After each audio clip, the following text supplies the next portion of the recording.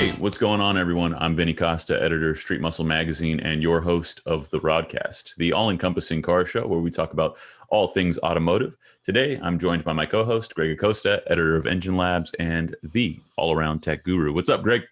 Not much. How are you doing, Vinny? I'm good, man. I'm good. Glad to be a part of another episode. This one's pretty cool. Episode 39? 39. 39, man. We're almost at 40. That's wild. That's pretty cool. That's a big number. That's a real big number. I mean, it seems like just yesterday we were at MPMC in the hotel room, just kind of like messing around with the computer, tossing around the idea. And yeah, man. Now we're 39 shows in. Yeah, it's pretty cool, man. I don't know if that's like a milestone or whatever, but I think every episode is, right? Like it's just, we keep plugging away at it every week, trying to make the show better for our audience and for our guests. I feel like we're constantly improving, thanks to the comments made by our audience, and just trying to be innovative for you guys and do interesting new things. And in the spirit of that, we have our guest today, who is also doing some interesting new things, adapting to this rapidly changing world that we're living. Talking about Dr. Jamie Meyer. I mean, the guy's a lifelong car guy. He's also a doctor. He studied cardiac science. I know I'm getting that wrong, but he's a wicked smart guy. From creating racing series, working at GM, and now heading up PRI, right? And then working for Sema as well. I mean, there's a lot to be learned from this gentleman, and that's actually why we brought him on. We're going to talk about the PRI Road Show, and he can speak to that a lot better than I can. So let's go ahead and bring him on, Greg. All right. Dr. Jamie Meyer, everyone. Hey, thank you so much for joining us today, man. We really appreciate it. And thank you. Great to be with you. I've been hearing a lot about this, so let's go, buddy. Yeah, man, this is episode 39, and we're happy to have you. You guys got a lot of stuff going on at PRI, and so we're going to get into that. But before we do, we want to start this episode like we typically do with most of our episodes, or with our guests, in that, we start with a little background on yourself.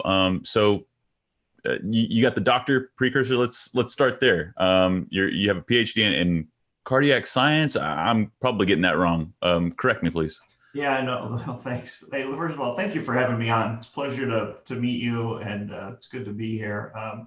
Look, I went to school for an awful long time in upstate New York. I ended up getting a PhD in anatomy and cell biology with honors, and went on to an 8-year postdoctoral fellowship in Cincinnati. But I've always played with cars. My first published article was in 1994. It was in Muscle Mustangs. It was one of my buddy's cars. And while I was in Syracuse getting my PhD, I was promoting my own drag racing series called Mom's Racing in upstate New York. We ended that a couple of years ago after a 25-year run. But what's Mom stand for? I'd go out street racing in Syracuse, and there'd be 300 people on Erie Boulevard. And one night, I had two of my buddies racing in opposite directions on a 4-lane, and I realized, wow, people could really get hurt doing this. And we worked with a local track. Now you can go heads-up drag racing basically anywhere, any state, any racetrack, given the COVID situation. But back then, you could only bracket race.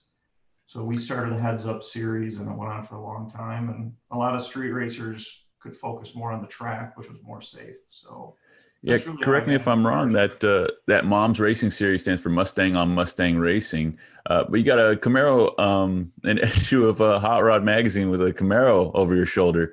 Are you all about Fords, or you kind of like them all?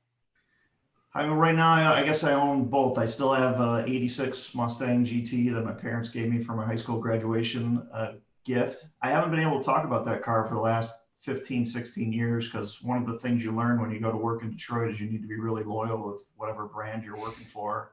So that car got put away. And I owned a Camaro, a 5th-gen car at one time. And then right now I have a 19 Z06 that, I'll get to the drag strip when I can. But I like them all. You've got a Hellcat logo or demon logo on your hat. Yeah. You know, man, let me tell you right now, if you go down Erie Boulevard on a Friday night, there's, you know, 10 demons and 50 Hellcats, and they're not there to show you what accessories they have under their hood. They're there to party. So that's the way it is, and you guys know that it happens. You know, my background tells you I want people to go to the track. I want people to be safe. But man, the heritage of some of these muscle cars that we're building right now, it's unbelievable. The power and the performance is just unbelievable from cars. Yeah, it's fantastic, man. I actually had a chance to head over to Bondurant, the School of High Performance Driving, and make about 10 or 11 passes in a new Demon. Yeah, the thing's incredible. And then I also spent the week driving a Hellcat on their road course, and that was a fantastic experience. You actually, for our viewers and listeners, you guys can check that out on streetmusclemag.com and dragzine.com.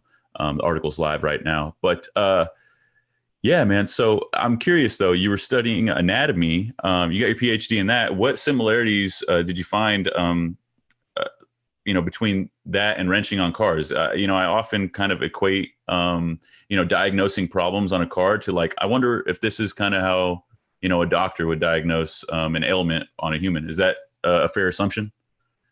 Yeah, it's funny. I was just reminded of this the other day, but I was asked to do a lecture for the American Heart Association in downtown Detroit one year. This was after I had left science, and I did a comparison with a race engine versus the human heart. You know, how hard they work and what types of output they can do, and probably the only thing that separates the human heart and why it's far superior to any race engine ever built is that it can heal itself over a 80-90 year lifespan. So we talk about a lot of breakthroughs with engines and the efficiencies, but we don't have any that heal themselves yet, not that I know of. So we can put that out there for the scientists to take on, the engineers. So yeah, bending a valve on the human heart is a lot different than doing it in an engine. But that's cool. So you went from setting up this entire race series, and correct me if I'm wrong, but you went on to be an announcer for NMRA. Tell us how that happened. Yeah, Vinny, if you hold any of these races or you get into the promotion game eventually, and I feel for all the track operators, right, because they have to be masters of so many skills. And one of those things that I thought was very deficient in the early days of Mustang drag racing was there wasn't an announcer that was dedicated to that series. So I had kind of dabbled with it at my own series, and then Bill Alexander had asked me to start helping him. I was writing for him, and we had helped promote one of the Fun Ford events when it was in New York. And I started announcing at Fun Ford Weekend, and some of those spring break shootouts in the late 90s were just massive events. They were wild. They were a lot of fun. People were making breakthroughs with the car's performance. And, that's back when 500 or 600 horsepower was a real big thing. That was a fast race car. That was before you were born, Vinny. But yeah. Anyways, I got into announcing, and then I rolled into NMRA, helped James Lawrence and Steve Wolcott in the early days of that organization. Pro Media has gone on to be an absolute monster in our industry right now. And I work with Mike Galimi almost daily to help each other improve what we've got going on. So that was great times. I'm going to tell you something. I'm announcing for some of those races from 96 to 2006. And back to one of my earlier points, when I started at GM, they said, hey, we're going to have to ask that you not announce Ford drag racing anymore. So I said, I get it. That's fine. So I did some NMCA stuff for a couple of years, which was great. But yeah, and you kind of know it, right? When you're at a motorsport event and there's someone just going crazy, Brian Loans is a standard right now, but there's several other really good sportsmen. I would describe them announcers that are very professional and very well prepared. And they make the racers sound a lot faster than they really are. I'm kidding. But No, I dig what Brian does, and I actually really like what he does on his social media. I don't know if you follow him like on Instagram and his Facebook and stuff, but he's always posting racing history or just automotive history. I think it's really cool. So for those of you out there who are interested in checking it out, go check out Brian Loans on Instagram and Facebook. Hey, so I'm curious, is that around the time that you coined the phrase 10-inch tire freak show? Now, Vinny, I made up a lot of things, but I'm glad that's the one you remember, because the other stuff, I don't know, was probably a little more risky. But yeah, 10-inch tire freak show. Big Yeah, boy. we had, the Street Outlaw class, 28 by 10.5-inch Mickey Thompson tire, not a W.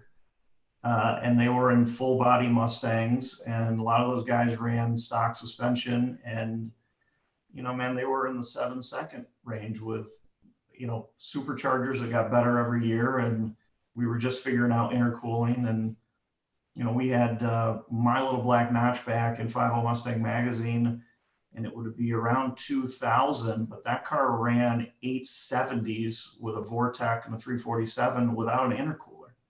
Good Lord. But that's most akin to where your heart was at the time, I guess, right? Street racing, but in a sanctioned event, which is cool. So from there, you went on to partner with GM, like you were saying. What was that whole experience like? And what was your title while you were there? Yeah, I met a lot of people announcing and writing for the magazines, and one of them was a person that was doing the marketing for the brand was GM Performance Parts in 2005. It transitioned to Chevrolet Performance, but I was brought on as the integration manager, which started as working with the media and getting exposure for the products. It was a line of Chevrolet crate engines and engine components. And it branched into all forms of marketing. We were, at the very beginning of e-commerce. We were at the very beginning of social media. So all of the social channels you see for Chevrolet and Chevrolet Performance, I was literally the person that signed us up on Facebook. I was literally the person that signed us up on Instagram. Like, we had no idea what we were doing, but Wow. knew that What that's were where the audience was. So, what were the biggest initiatives that you remember launching while you were with your time there? yeah, I mean, early on in 2006, we launched the LSX block. So, that it was still a very heavy small block Chevy portfolio, right? And I kept remembering, the LS engines, that sales line kept going up, and the small block Chevy was like slowly going down. And I think it was like, I remember like July of 2011 or something like that, they crossed. And no, the world would never know it, but in my mind, I was thinking, this is a really interesting historical moment. Like, suddenly we've got LS engines, which are awesome, right? Far, far superior to small block stuff, which was obviously 50 years older. And now the world's and the breakthrough, Vinny, was the integrated harnesses and the controllers that the GM engineers had put together. And we sold that stuff for like $800 or $900, right? So you could put it in anything. And this was before on the floor, and I'd be selling it. I'd be like, you can put this thing in the bathtub and it'll run, right? Just like, I wanted people to realize how simple it was to put a brand new Corvette engine in whatever. Right. And so this was before the Connecting Cruise, all those offerings. This was in the very early stages, which I guess would have been fantastic for a guy like you who has a love for 5.0 Mustangs, and then you have this LS platform. You combine the two, and that's like the fastest car or street car in America.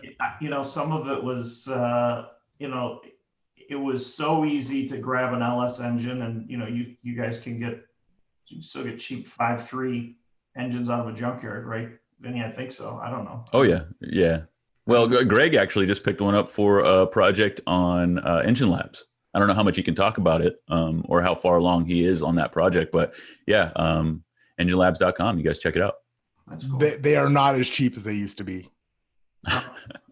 What's a good 5.3 cost now?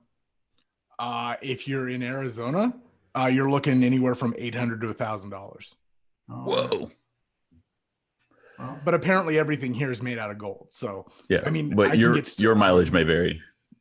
For a couple more grand, maybe I can get you a nice new LS3. There you go. Why? Why? You don't work for them anymore. Why are you still trying? You got me into an LS. It took That's the art of the 16 deal. years, It's the art of the deal.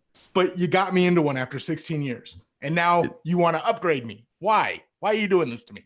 This is what we do here. We let hot rodders be hot rodders, you know. No, actually, as a matter of fact, Shared Performance just launched a bunch of new packages at Sema this week, right? I'm not LSX 427, I believe, whole new package there. But exciting stuff, man. So, but while you were at GM, how long were you there, by the way? 15 years.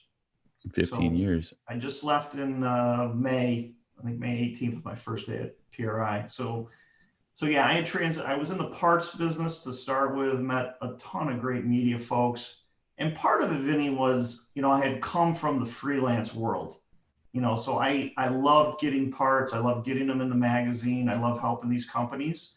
So when it flipped and I was the company, part of it is I knew the freelancers didn't make any money, right? And I mean, if you talk to any of the guys that met with me at the MPMC meetings that we would have every January, the great Sema editorial meetings for your audience that doesn't know what that is, but editors come in, they meet with manufacturers, they talk about editorial. But when I meet with those folks, the first thing I would ask them is, you know, what kind of car are you building? You know, what project do you guys have going? Because I wanted to know, you know, what does guys like Greg have going on at home? Because if I could work with you and Chevrolet could provide a part that we needed marketing for, I knew the car would get built. I knew the person would be super excited to get it done. So those were my favorite deals to do at Chevrolet, to help folks that, you know, you give them a $10,000 crate engine and help them on their way. It's really cool to see those guys go get it. So that was Yeah, you're not kidding, man. That's really one of my favorite events throughout the entire year, and I sincerely hope that we get to have it this year. As you know, it's a conference style. You know, we're in a hotel, and so we'll see if it happens. But yeah, I look forward to it every year. So tell us about how you made this run and you were elected for the SEMA board of directors, and then now you're working with PRI. Tell us about that transition and that journey. Yeah, in honestly, I never planned on going to work for PRI. It was I'd been to 16, 17 SEMA shows, loved what SEMA was doing. You know, part of the project was Russ Dean, who was lead counsel for SEMA, had come to me 5, 6, 7 years ago and said, hey, look, we got a problem in California. We just can't get these engines to be replaced and keep them emissions compliant. So we worked on what we called the E-Rod package, which was a Camaro LS3 with all of the emissions stuff. And again, the harness and controller to make it run. And we leveraged the certification of the car. And the engineers could do it, but I was the one that dreamed up the actual, SEMA had come to me and said, here's the problem. I envisioned, well, we could probably package all this stuff in a box or crate, right, and ship it to the end consumer. And the engineers did a great job, got it done. And that was, for me, was the first moment where I was like, holy cow, like an advocacy group like SEMA, forget the Chevrolet part of it for a minute, but SEMA working with manufacturers to help solve problems for the industry really opened my eyes to what that kind of caring and giving organization could do to help the industry. So I kept my eye on that, and I kept working with SEMA for the next few years.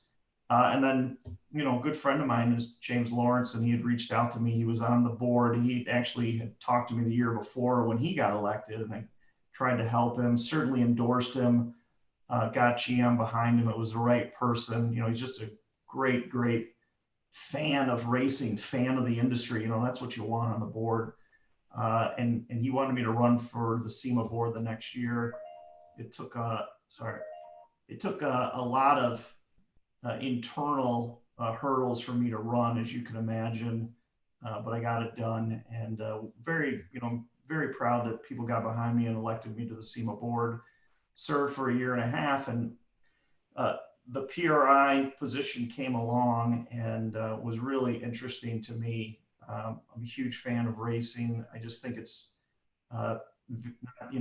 given this is being taped the day after the election, super American activity. It's, you know, racing, our auto sport, motorsports, everything is, sorry, I'm having troubles here. Sorry.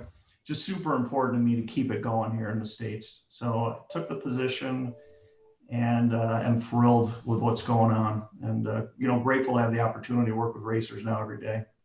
Yeah, man, that's awesome. And you're completely right. It's this organization that's part of our nation's thrill-seeking heritage, which is really cool, and I'm very appreciative of it. And in fact, that's why we reached out. And I'm getting a message here from Greg. Sorry. That's why we reached out, because you guys have some really cool things cooking at PRI right now, and we wanted to get it in front of our audience. We got PRI's Road Tour coming up here pretty soon.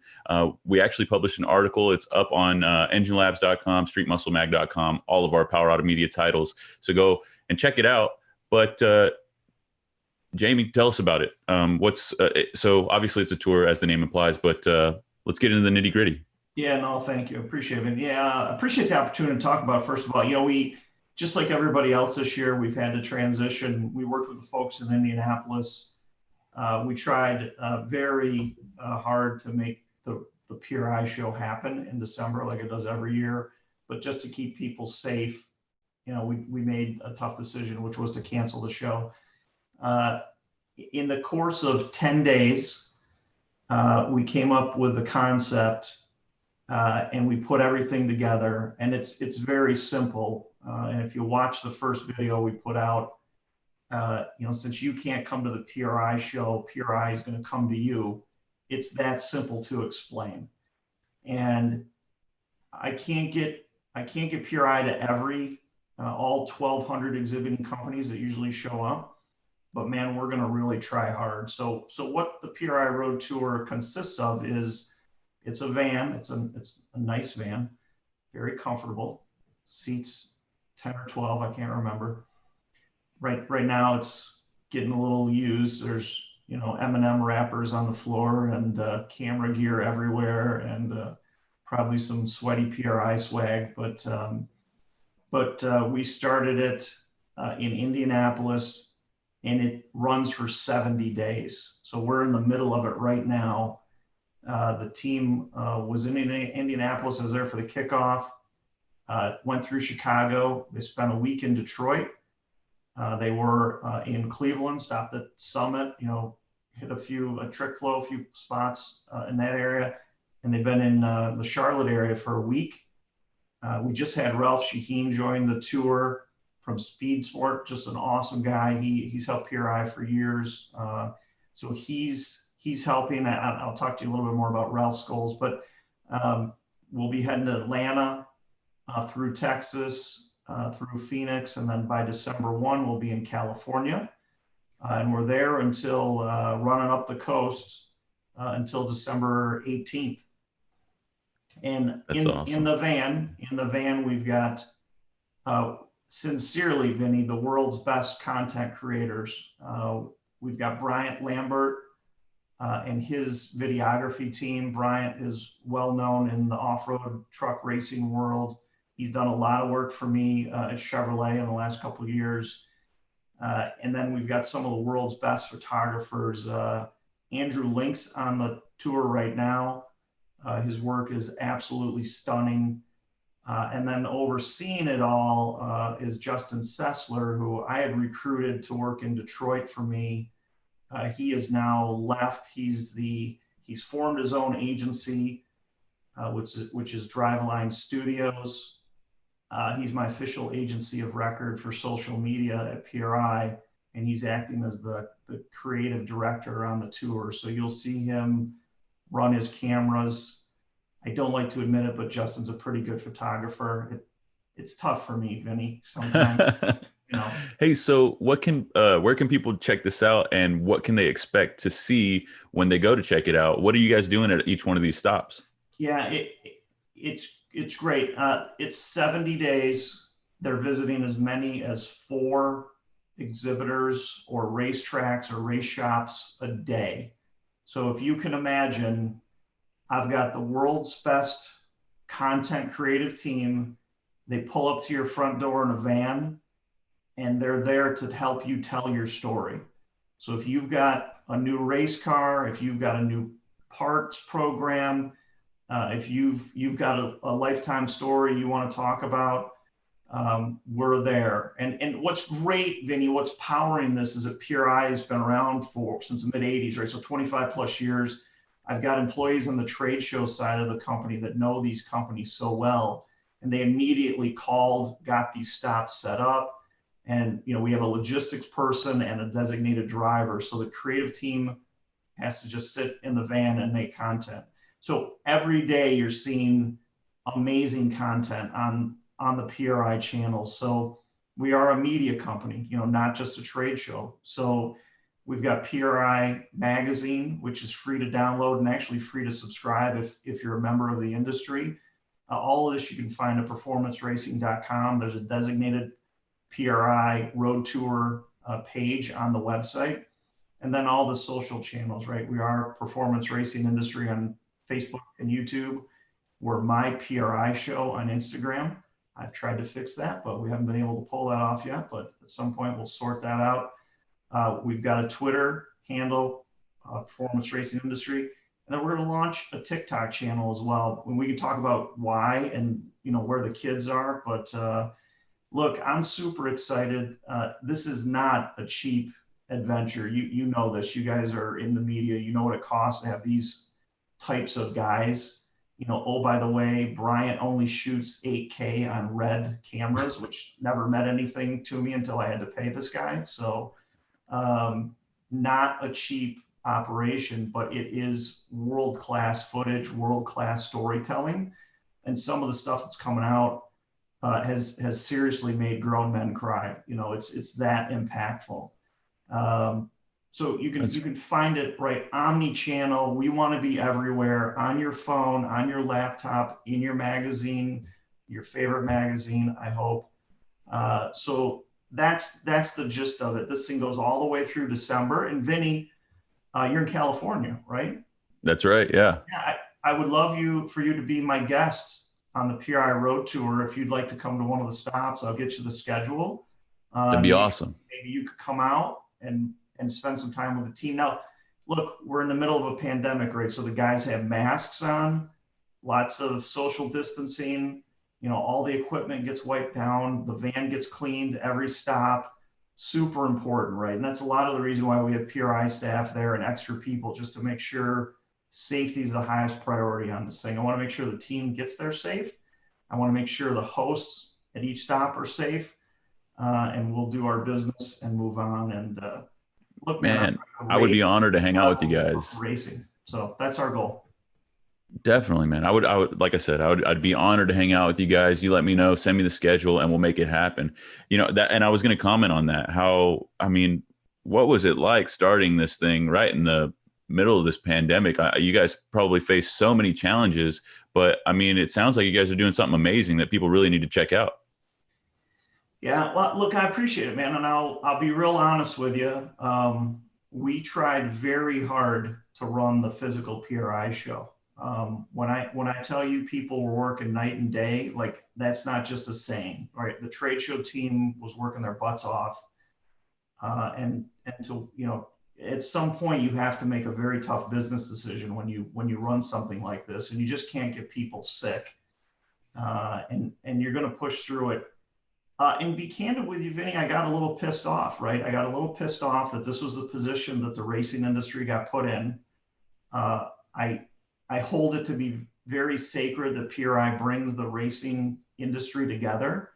And I wasn't going to let a virus stop us from doing that. So we had to look at it very smartly. This wasn't an emotional decision. It was a business decision. But I was also privy to all of the virtual show activities that were going on. As you know, we're in the middle of Sema 360, which is still an experiment, but it is, online, and it's a community and it's a show. And Chris Kirsting and Bill Miller and the Sema organization are trying to do that. We think PRI is much more personal, and we're not as big as Sema, right? So we could scale this a little better. So we hit the road, and this thing from start to execution was 10 days. There's an awesome team at PRI that made it happen. And the SEMA board of directors under Tim Martin and James Lawrence really got behind it and funded it. And it's paying off with great content. Vinny, you're in this game, right? If you're not adding value to people's lives, if you're not educating them, or if you're not entertaining them, you've got to adjust your program. And we couldn't just sit back. So we wanted to get out there and help tell the story of racing. No, that's awesome, man. And you hit the nail on the head. The way that you guys were able to pivot and create something that was, I think a lot of people were expecting like, oh, okay, if SEMA 360 is going to happen, it's going to be this digital experience. We could probably expect the same from PRI, but you guys did a total, 180, and you have these two events that are coinciding. They're juxtaposed and they're different, but they're equally very cool. We've been in SEMA 360 for a few days now. All the features that are within there are fantastic, and you guys can check out all the SEMA 360 content up on all of the Power Auto Media sites right now. We have new content going up every day. But back to the PRI Road Show, I gotta ask or think. Obviously you guys are documenting all of these visits that you have with these clients, or these vendors rather, but are you guys documenting this? I just the way my mind works, I think that would make the perfect documentary to just, you guys launched this thing in the middle of the pandemic. You guys are faced with all these challenges, and now you're traveling across America in this awesome road trip in this van. You have some of the, greatest documentarians in the automotive industry. The story writes itself. Is that something that we might be able to expect? Look, I don't know what we're going to do with it, but they are telling their own story when they get those moments, right? I'll catch them looking into the camera, or Justin's got this goofy little GoPro. He pulls out of his camera and looks at it, and I think he's talking to his hand, and I think he must be hungry or something's going on, but it's him talking about what's going on. And look, they're artists, right? They're creative people. So as long as we get them great content and we let them tell a story, they're learning. They're constantly adjusting their game. They're improving. You put them in this hyper environment, and you know this. You've been around these people. Greg does this stuff all the time, right? You go to shoot a car for a feature story. You usually set up for a couple hours. You take a bunch of pictures, and that's it. I'm telling you, they're doing 2 to 4 stops a day.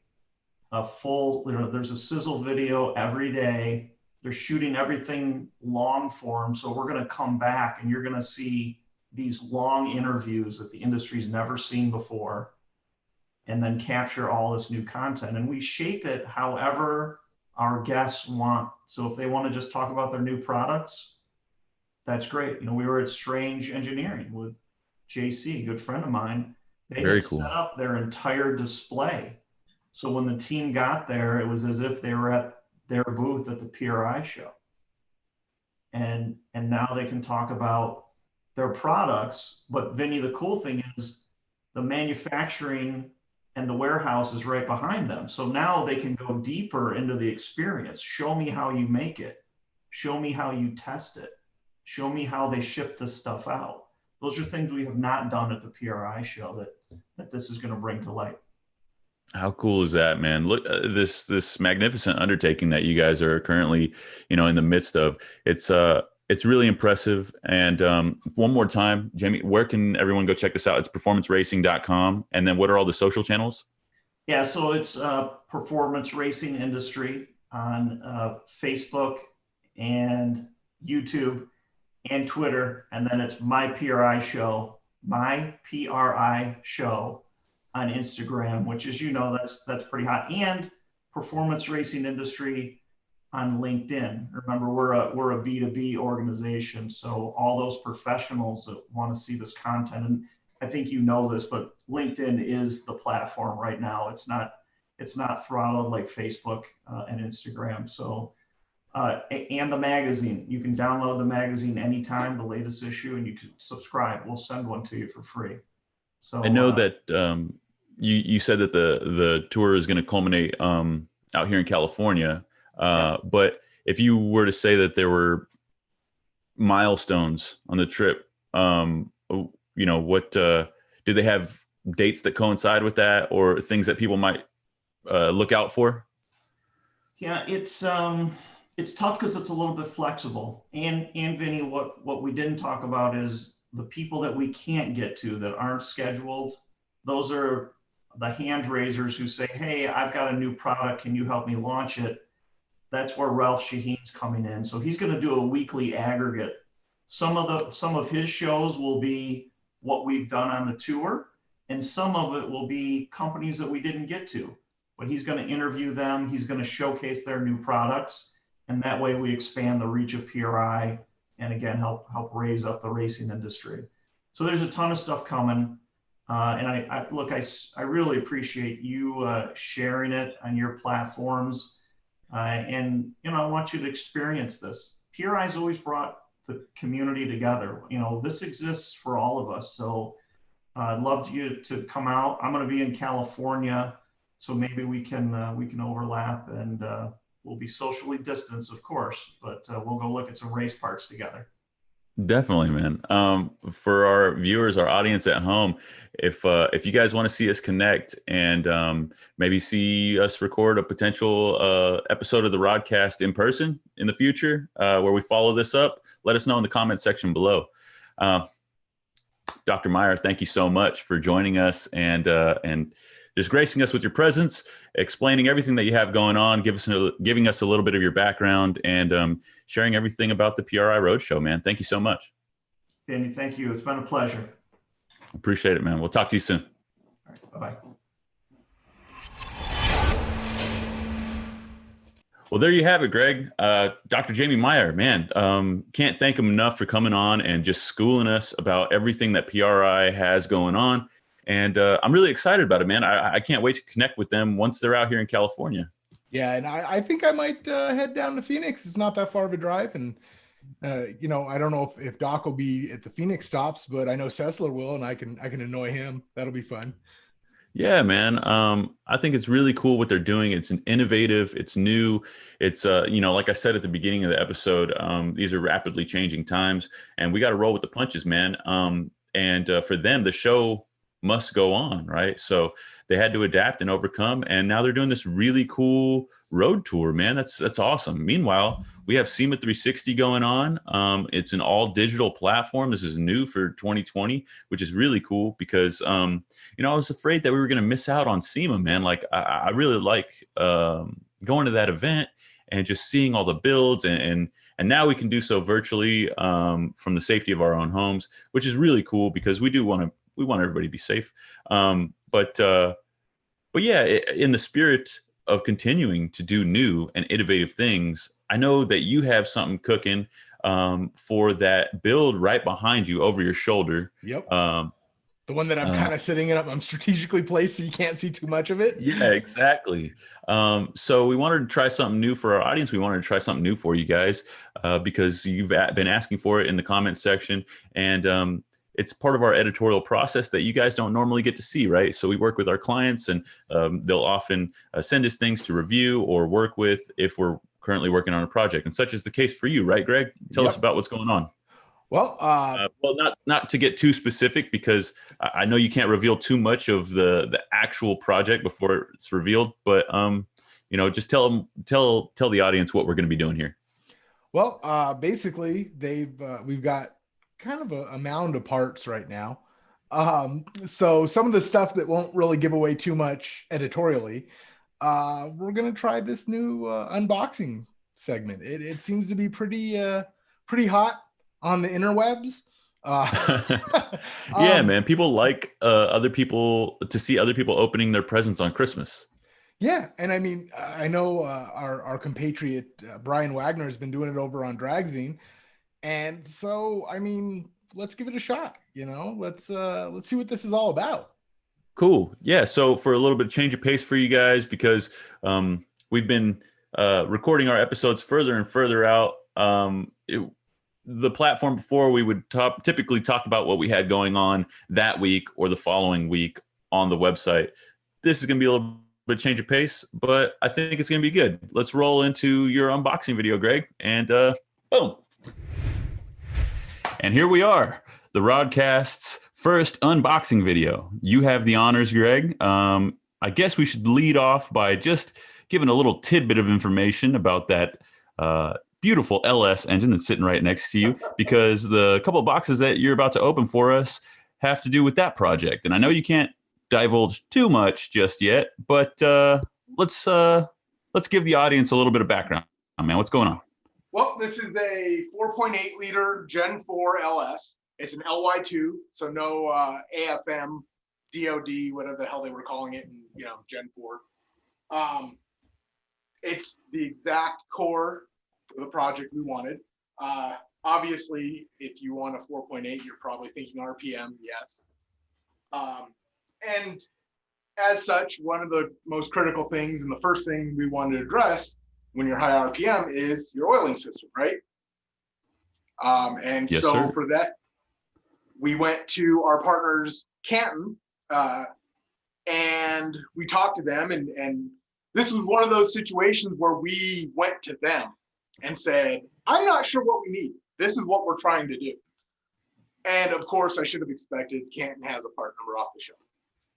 These boxes I've actually been sitting on for a week exactly, and it has been killing me. I'm dying to open this up. Like I'm bet, dying. Dude. So I'm going to jump into it. Cool, let's do it. As you're unboxing those, I am going to ask you a couple questions, though. Okay. So this is going to be kind of like lightning round for Greg. Hopefully, let's see if Greg can unbox this Canton box while I hit him with some hardball questions. Okay, maybe not, but I am curious. Let's say I'm a LS noob and I know nothing about the platform, and I've been living under a rock for the past 30 years.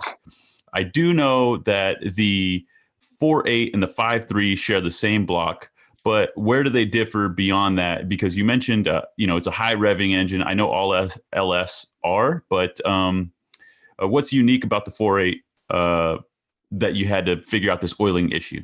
Well, there's nothing wrong with the 4.8's oiling. The 4.8 has a shorter stroke, which, oh, that's pretty. Ooh. Oh, that is pretty. Ooh, look at that, dude. Look at that. Whoa. Now That's race car say stuff. Something. There's a little bit of a spoiler here if you know what you're looking at, and that's that it's a rear sump pan. Yeah, buddy. I'm not. Oh, that's cool. But it's a rear sump pan, and let's just say I'm keeping my options open, right? All right, so that's the pan. It looks like there's all kinds of baffling in there, but yeah. Was there hardware on the inside there? Yeah, I don't know if you can see it on this. There we go. Yeah. There's this is the road race baffle. So it's the forward, aft, side to side, and they basically put 4 trap doors in there, and then they rotate it 45 degrees so that the oil gets trapped even more just because it's not going directly forward or aft. It's a really cool setup. As you notice, this is pretty shallow, which in and of itself will more kind of help with windage. But we're actually going to be writing an article on windage in addition to installing this, talking about how to control it. Part of the thing is at high RPM, I think we've talked about, like when we were talking with Billy, as soon as you get the velocity into the equations of things, it's the squared parameter. So it goes sky high as far as, effects on things. So this one right now, as it sits from the catalog, is designed to take a factory windage tray.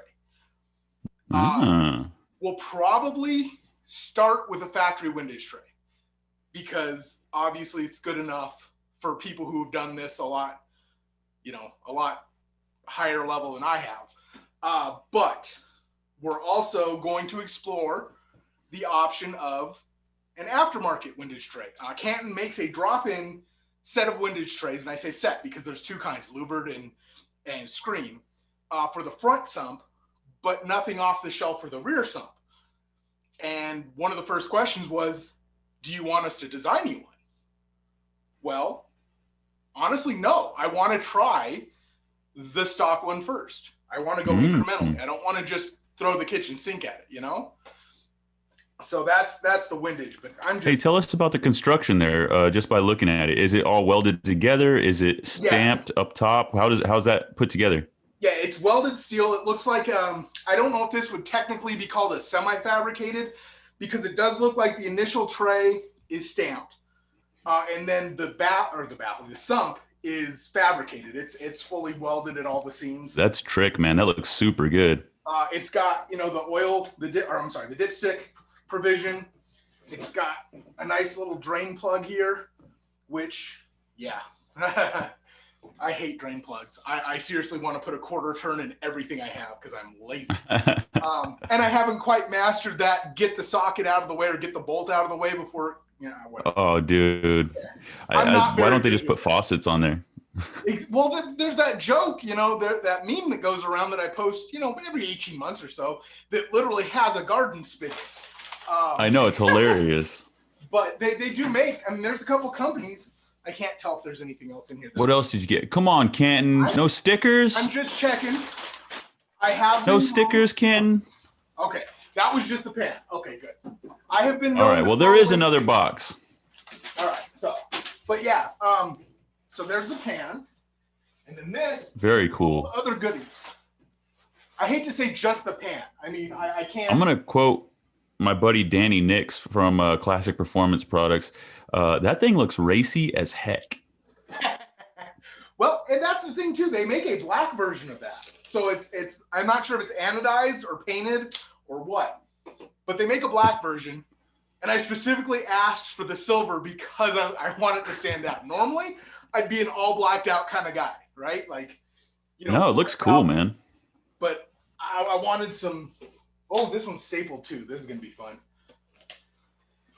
Kids, don't do this at home. Never use your knife as a pry tool. Actually, I'm not. Because... Ooh, what do we have here? Have you ever been opening something with staples and just sunk it right into your finger? Oh, yeah, dude. Yeah. Yeah. It's, you know what? The stickers. There you go, Canton. Yeah, dude, you can spend how many thousands of dollars and, 2-cent stickers always make it better. Listen, dude, I don't... that's... cheap, effective marketing, because all my toolboxes are covered in stickers. And if I order something, even if it's, cheap or super expensive, sorry, manufacturers, but I expect a sticker. And I think I actually got that on straight, so. Sort of. Me? Do I need to go bust out the calipers? Because I will. I have them over here. No, okay, it looks good, man. It looks good. No, I got calipers. You want to? All right. You think the tech dude doesn't have calipers just sitting around? All right. All right, we're at 5,266. Oh, you're right. That's 5,295. And dude, that's 7. Wait.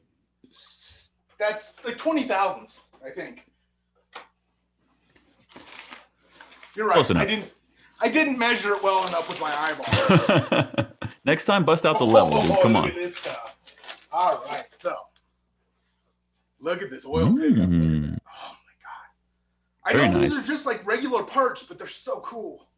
No, that's cool, man. Is it it's like extruded tubing or something? No, it's actually fabricated. They've welded the sections together because this is a pretty intricate little. I'm assuming CNC bent shape.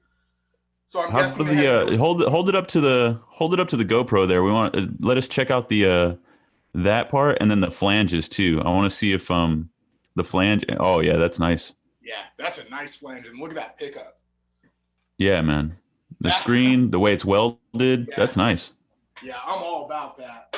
Which is okay, so everybody's worried about the pan, right? And yeah, of course, the pan has to be quality, but it's the parts on the inside that you don't see that are going to have, hundreds of thousands of miles on them that you need to last. Yeah, for sure. And this is actually, I think, you and I talked about this before I ordered it. I'd never. Oh, the dipstick. Yeah, I'd never used a braided one before. I'd always used the hard tube ones. Right on. Look Is that one from? Who's that one from? Is that a Canton product? This is all Canton stuff. Okay. Look at that. Look, they even put one of those little poly caps on the end of the dipstick so it doesn't get damaged. Can you pull that poly cap off? What's the end like? Oh, it's just like a cast dip marker. It looks like, yeah, it's probably extruded as a solid and then stamped. Flat, so it's the flat, and it's got engraved full and add markers. Very cool. See, yeah, you know what? Like, it's something that people probably like overlook, and especially like if people are trying to do a swap on a budget, you're just probably going to keep the factory dipstick, but it's those little things that make a difference when you want something to look sharp, and then also it helps when you're routing it, because if you're putting it in a vehicle that it was never meant to be in, you're going to have to move things around and make room. And dude, it's such a pain in the butt when you have to like check your oil and the engine's hot and it's like right next to the headers. And I mean, I know I'm preaching to the choir, but it's just it's nice to have products like that.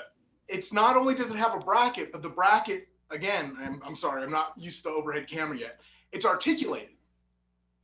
So not only could you, rotate. Yeah, you can index it however you want. Yep. It's got a nylock nut. So in stainless hardware, it looked like that thing. It looked like it popped into the braided steel like portion of it, the tube. It looked like is it like some O-rings or something that keep it in there? Yep, it's O-ringed and it's got good tension. Because I mean, I think it was actually one of the imports. I think it was like 4G63s that under boost used to pop out. Yeah, exactly. Now, I'm not saying it's getting boost. Like I was gonna say, we don't know what's gonna happen with that engine behind you, but if one day it did see boost, that would be something that you'd worry about. Well, I let me just say this: 99.9% chance this engine will stay naturally aspirated over the entirety of its life. Why would you do that, man? Why would? Yes, no games. It's going to be an NA build to begin with, and I'm 99.9% sure it'll stay because I actually have multiple stages planned for it. So it's going to be slow. I got you. Yeah, okay. This is dumb, but it's so cool. It's the oil pan stud kit, right? Like. Oh, cool. Yeah. I mean. No, it matters, dude. It makes life so much easier. I mean, yeah, I know that sometimes they can be a bitch to get off, right? Well, listen, so you don't have to reuse the old hardware, that one that you have behind you, that LS, it's old and it's crusty. Why would you put brand new parts on and then reuse factory hardware? Yeah. Now this is the piece de resistance. I mean, honestly, the pan is gorgeous. I love the pan. It's awesome. This is the crown jewel of this whole setup. And that is their billet spin higher. Turn it over, like rotate it. There you go. There's a part number for you guys. Yep. So this is a spin-on mount. This isn't a remote mount. This is literally bolted up because I mean, if you know LSs, you know that the oil filter mount is integral with the cast pan. Mm-hmm. Well, this obviously doesn't have that, but it does have. How do I open this box? Okay, the box is smarter than me. They made this billet piece. Yeah, buddy. Does it have a provision for a cooler? Because this is not a cheap piece. Okay, I'm not gonna lie. And so when we were talking about it, I was like, I know it's expensive, but I think I want like a standard type, spin-on type. And they were like, yeah, no, totally understand. Like, well, there's a reason they exist, right? I mean, if it makes your life easier, then that's why it costs more.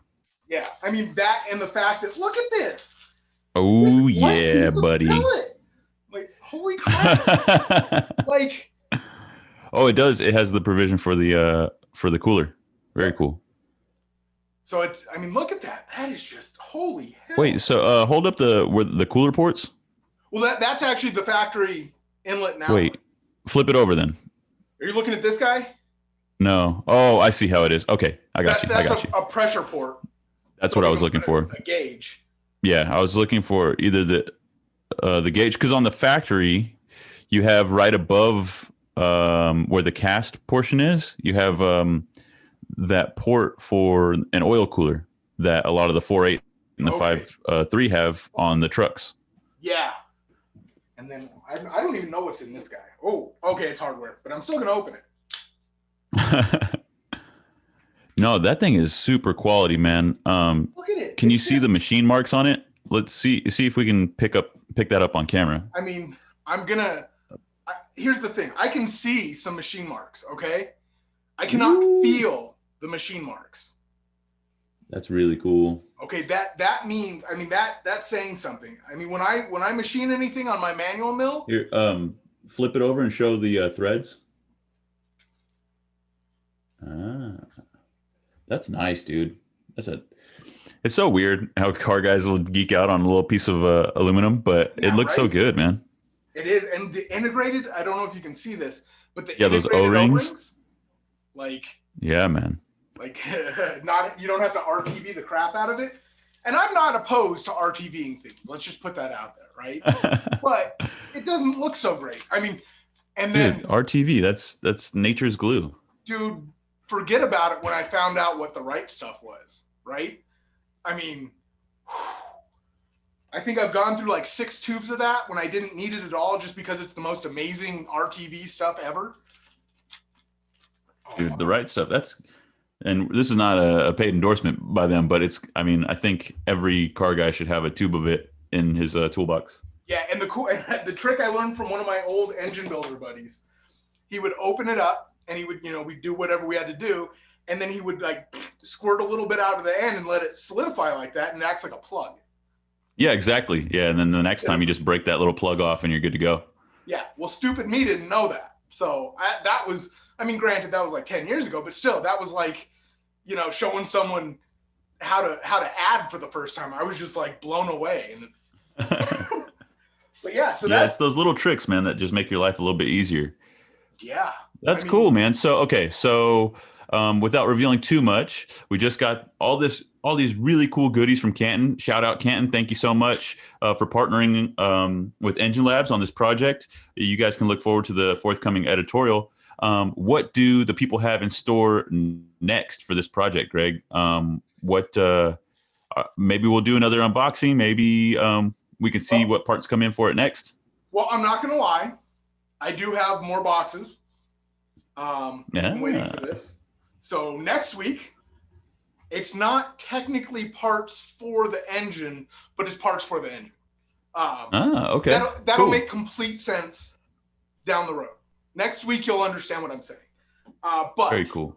I mean, this stuff. Oh my God, it's Christmas. It's Christmas in November. I almost said October because I know, man. This year's just cruising by, but it's cool, especially for like, the editor of I don't know, Engine Labs. This is like Christmas, dude. So if you guys at home and girls are into engine building, any kind of technical builds, things like that, this should be of interest to you. Stay tuned, because we'll have a lot more unboxing videos just like this as Greg's LS project progresses. And I think this was a really good first one, Greg. Hopefully in the near future, I'll have some of my own. I have a bunch of projects going on. I got to wait and see what boxes I can open and show on camera. But this was a good first one, man. Thank you for sharing that with us. Oh, no problem. And I promise the viewers, this will get upgraded. I'm sorry. It's an old GoPro. I'm not super happy with the way it works or way it looks. Like, I feel like there's more image quality to be had here. So I'll fix it. Well, listen, we're constantly adapting, improving. It took us a little while to improve our practices and our production, just on a base, level with our interviews and things like that. And so now I don't want to say perfected it, but we've kind of figured it out. So here pretty soon. The best part is, dude, they can see this side by side on YouTube with our very first episode that just went live today. And I'm not going to lie, I sat there and watched it and turned beet red. So embarrassing. No, you are absolutely right, dude. It was, I don't want to say embarrassing because, when I look back on it, that's a kind of a proud moment. You and I, we launched this thing and we brought some other people with us on that first episode. And that was like, every, if I can wax poetic here, every great journey begins with one step. And that was our first step, dude. So yeah, it doesn't look great, but like I said, man, we're constantly improving and getting better at this. And leave us a comment in the comment section below, as this is, one of our first YouTube videos, right? So leave us a comment section. Obviously, do us a big favor and hit that subscribe button, hit that like button, and let us know what you think of this episode. Let us know what you want to see in future episodes, and let us know if you want us to do more of a deeper tech dive once we open these products and talk about our partners. Just let us know what you guys want to see, and we'll make it happen. We're here for you. Yep. And now we're going to magically jump back into the studio. I can't do the snap jump. I'm not that good yet. Oh, all right. Can we do the star wipe or the fade? We can do the RodCAST wipe. Oh, all right. Well, let's do that. And go. Man, Greg, that was so cool, man. I'm so excited for you. I know how I feel whenever I get new stuff for projects that I'm working on. So I know that those parts that you got are definitely going to help you along and bring that project to fruition. If you guys enjoyed seeing that, drop us a comment in the comment section below and let us know what you want to see next time. Greg, I think that was a great first one, man. It is. And it's really cool to, know you have the confidence of these companies that they want to help you. Because I've had a lot of conversations and it's just everybody seems to like the project idea. And I know you guys at home are like, what is he talking about? Because I haven't revealed it yet. But soon, I promise. I don't want to give you details and then let it sit for, a few months. I want to give it to you all at once. So we have to wait on the front end instead of the back end. But right on, yeah, man. It's cool. And it's fun and to be able to share that with the audience. Cause who doesn't like, sticking a knife into that tape and cutting it open? Yeah, that's kind of why Amazon's doing so well, I think. Cause it's like Christmas and you just ordered batteries, Yeah. I think something too that we should address early on, and this is something that I think people think about and sometimes they comment on, but they don't necessarily know the ins and outs. And a lot of times people criticize editors or people who work in media for getting parts or tools or whatever from their partners. And then just giving them a stellar review, we'll scratch your back, you scratch ours. But it's not exactly like that, because we inadvertently become part of the research and development process for a lot of these companies, right? Because I know this has happened to you, Greg, and it's happened to me on more than one occasion. We'll get a part or we'll get a tool and it either doesn't fit or it doesn't work. And then we have to work with that company to figure out why. And then that translates to a better product for the end user or consumer, i.e. our audience, right? So if you're considering buying a product or whatever, we're not going to just shill that for a company without working with them first and figuring out some shortcomings, or, hey, this is a fantastic product right out of the gate. You guys really did your research and it shows. So that's something that I just wanted to address, because if we're going to be doing more of these unboxing videos, and people are there are always critics, and that's fine. Yeah. We don't have a problem with that, but I just wanted to be forthright and get that out there from the very beginning. And something to think about, my integrity is not worth, there's nothing that a manufacturer could send to me worth my integrity. I don't care if you send me, $100,000 crate engine, they're not worth my integrity. It's right. Going to be an honest review or it's going back. It's that simple.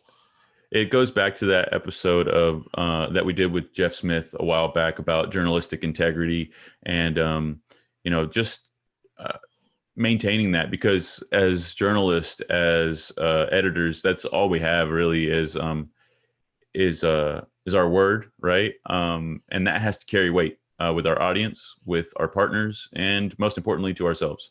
So I'll I'll step off that soapbox now. A little bit of a detour there, a little bit of a heavy, serious detour. I know, but I wanted to address that. And I know it was like light and jovial. The unboxing was really cool. And I don't want to detract from that, but I also want to be very clear with our audience. That said, this was a fantastic episode. We got to talk to Dr. Jamie Meyer. We did an unboxing, which is a new feature for the show. And we rolled out some really cool new graphics. If you guys liked those, drop a comment in the comment section. Yeah, man, check out streetmusclemag.com, check out enginelabs.com, check out powerautomedia.com, and all the magazines underneath that title. Obviously, follow us on all of our social platforms, Instagram, Facebook, and now YouTube. And don't forget to follow the PRI show Road Tour. Because I mean, I'm not kidding. I've been watching some of these, some of their photo shoots. And if you didn't know, because they had told you they were doing 4 a day, you would think some of these shoots were days in the making. I mean, that's awesome, man. The production value of these is insane. I mean, I'm so impressed. I didn't know, when I was looking at them, they were doing 4 a day. Definitely, I didn't know that at all. And now that's just, my mind is blown. So seriously, follow that. Because I mean, it is cool. There you guys go, man. Check it out, performanceracing.com. And of course, find us here every Friday at noon on Street Muscle Magazine's Facebook, and also check us out on YouTube. We'll catch you guys next time. It's been fun. I've been Vinny. That's been Greg. We'll catch you.